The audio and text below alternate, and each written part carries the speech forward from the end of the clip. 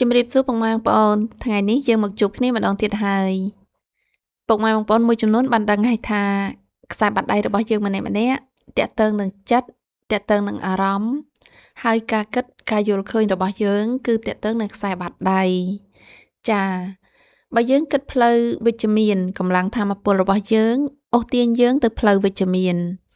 ជួបរឿងល្អៗជួបមនុស្សល្អៗប៉ុន្តែបើសិនជាយើងគិតអវិជ្ជមានចាដើរផ្លូវអវិជ្ជមាន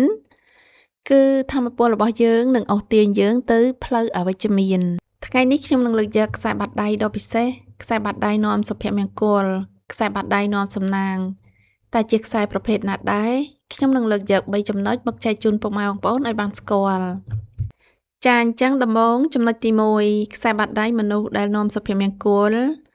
រិស័យឡើងខ្ពស់គឺខ្សែវាសនាបែកមេឃជា2រាងទទឹងចុះមកក្រោមខ្សែវាសនាគឺតាក់ទងនឹងការងារនិងខ្សែជីវិតរបស់យើងម្នាក់ៗខ្សែវាសនាដែលបែកមេឃចុះមកក្រោមប្រភេទនេះជាខ្សែមានសំណាងល្អណាស់ជាបុគ្គលដែលមានអ្នកដទៃតែងតែជួយគាំទ្រជួយលើកទឹកចិត្តប៉ុន្តែមិនមែនតែដោយសារមានអ្នកដទៃជួយជ្រោមជ្រែងជួយលើកទឹកចិត្តប៉ុណ្ណោះទេម្ចាស់បាតដៃជាបុគ្គលមានទឹកចិត្តល្អទឹកចិត្តទូលំទូលាយមានគុណធម៌ល្អជាបុគ្គលមិនធ្វើឲ្យអ្នកជំវិញខកចិត្តឬក៏បាក់ទឹកចិត្តនោះទេតែងតែផ្ដល់ក្តីសង្ឃឹមផ្ដល់ស្នាមញញឹមដល់មនុស្សជុំវិញមិនថានៅក្នុងគ្រួសារឬក៏កន្លែងធ្វើការទេជាបុគ្គលប្រឹងប្រែងព្យាយាមជាបុគ្គលរស់រាយរាក់ទាក់ជាខ្សែបាតដៃមានសំណាងល្អជាខ្សែបាតដៃនាំសុភមង្គលចាអញ្ចឹងបន្តមកទៀតចំណុចទី2ខ្សែបាតដៃដែលនាំសុភមង្គលខ្សែបាតដៃដែលនាំសំណាងគឺខ្សែនេះឡើងទួល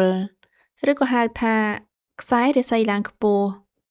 ជាខ្សែមានសំណាងខ្លាំងណាស់ជាខ្សែនាំសុភមង្គលខ្សែនេះចេញពីចំណុចខ្សែជីវិតឡើងទៅលើរាងចំហៀងចាខ្សែខ្លះវារាងចំហៀងឡើងទៅលើខ្សែខ្លះរាងត្រង់ទៅលើចាមានច្រើនប្រភេទខ្សែប្រភេទនេះជាបុគ្គលដែលប៉ងប្រាថ្នាឬក៏ចង់បានអ្វីមួយការប៉ងប្រាថ្នានោះនឹងបានសម្រេចដោយគោលបំណងនៅថ្ងៃណាមួយបើខ្សែនេះឡើងទល់នេះកាន់តែវែងគឺកាន់តែល្អមានន័យថាម្ចាស់បាតដៃជាបុគ្គលប្រឹងប្រែងព្យាយាមតស៊ូចង់បានអ្វីដែលខ្លួនប៉ងប្រាថ្នាគឺព្យាយាមធ្វើព្យាយាមរៀនបើបងប្អូននៅក្មេងជានិស្សិតខំប្រឹងប្រែងរៀនសូត្រនឹងបានជ័យជំនះដោយក្តីប្រាថ្នាចំពោះអ្នករកស៊ីគឺព្យាយាមរកស៊ីការងារនឹងរីកចម្រើនបើខ្សែនេះឡើងទល់នេះនៅតូចមើលមិនសូវច្បាស់គឺមានន័យថាការប៉ងប្រាថ្នារបស់លោកអ្នកនៅប្រើពេលយូរបន្តិចចាអញ្ចឹងបើខ្សែនេះឡើងទល់នេះច្បាស់គឺពិសេសខ្លាំងណាស់ជាខ្សែនាំសំណាងជាខ្សែនាំសុភមង្គលបើពុកម៉ែបងប្អូនមាន2ទៅ3ខ្សែគឺពិសេសខ្លាំងណាស់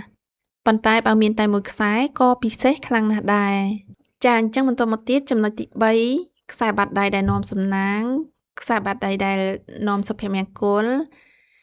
គឺខ្សែបេះដូងបែកមេឃជា3ខ្សែបេះដូងបែកមេឃជា3ដូចក្នុងរូបភាពអញ្ចឹងពុកម៉ែបងប្អូនគឺបែកជា3ឆ្ពោះទៅចំណុចភពរហ័សក្រោមម្រាមចង្អុលដៃនិងភពសៅរ៍ក្រោមម្រាមដៃកណ្ដាលខ្សែបេះដូងបែកមេឃជា3ប្រភេទនេះជាខ្សែមិនធម្មតាទេជាខ្សែជួយលើករាសីក្នុងគ្រួសារខ្សែប្រភេទនេះបើមាននៅលើបាតដៃទាំងសងខាង2000នាក់មានតែម្នាក់ទេបើប្តីឬក៏ប្រពន្ធមានខ្សែបាតដៃប្រភេទនេះការងារឬក៏ការរកស៊ីនឹងរីកចម្រើនរកស៊ីមានបានបើពុកម៉ែបងប្អូនមានខ្សែបាតដៃប្រភេទនេះសូមជួយអបអរជាខ្សែដ៏ពិសេសខ្លាំងណាស់បុគ្គលដែលមានខ្សែបេះដូងបែកមេឃជា3ជាមនុស្សដែលមានចរិតរស់រាយរាក់ទាក់មានទំនាក់ទំនងល្អនឹងអ្នកដទៃមានទឹកចិត្តល្អមានគុណធម៌ល្អបើនៅក្នុងគ្រួសារមានប្តីឬប្រពន្ធមានខ្សែបាតដៃប្រភេទនេះគ្រួសារនឹងមានស្នាមញញឹមសប្បាយរីករាយមានសុភមង្គលហើយជាបុគ្គលបើបញ្ចេញមតិយោបល់អ្វីមួយដោយភាពវិជ្ជមានពូកែយកចិត្តទុកដាក់ទៅលើមនុស្សជុំវិញបើពេលខ្លះជួបទុក្ខលំបាក ក៏ដោយក៏ព្យាយាមដោះស្រាយហើយមិនចូលចិត្តគិតវែងឆ្ងាយកើតទុកយូរនោះទេចាអញ្ចឹងខ្សែបេះដូងដែលបែកមេឃជា3ប្រភេទនេះជាខ្សែពិសេសខ្លាំងណាស់ជាខ្សែនាំសំណាងជាខ្សែនាំសុភមង្គលចាអញ្ចឹងខ្សែបាត់ដៃនាំសំណាងខ្សែបាត់ដៃនាំសុភមង្គលទាំង3ចំណុចនេះតើពុកម៉ែបងប្អូនមានខ្សែមួយណាដែរបើសិនជាមានសូម comment ប្រាប់ខ្ញុំផងចាអញ្ចឹងសូមអរគុណពុកម៉ែបងប្អូនដែលបានតាមដានវីដេអូរបស់នាងខ្ញុំបើសិនជាពុកម៉ែបងប្អូនចាប់អារម្មណ៍សូមជួយឲ្យមេដៃនិងចុចសញ្ញាកណ្ដឹងជាការលើកទឹកចិត្តហើយនឹងទទួលបានវីដេអូថ្មីៗនៅពេលក្រោយទៀតសូមអរគុណជូនពរសំណាងល្អទាំងអស់គ្នា